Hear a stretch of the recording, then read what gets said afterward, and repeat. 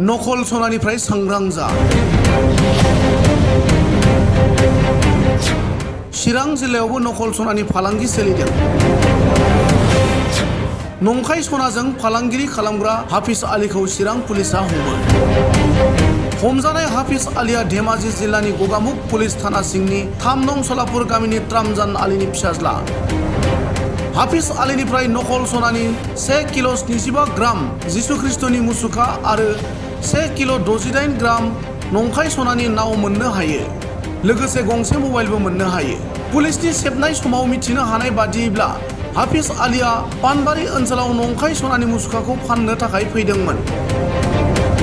मख'जाथावदि मोनसे स्रोद सुलुंनि बिथा खालामनानै पानबारि थानानि असिनि दैदेननायाव बाल्लिमारि गामियाव संदाननानै नंखाय सनानि फालांगि खालामग्रा 25 बोसोर बैसोनि हाफिज आलीखौ हमनो हायो।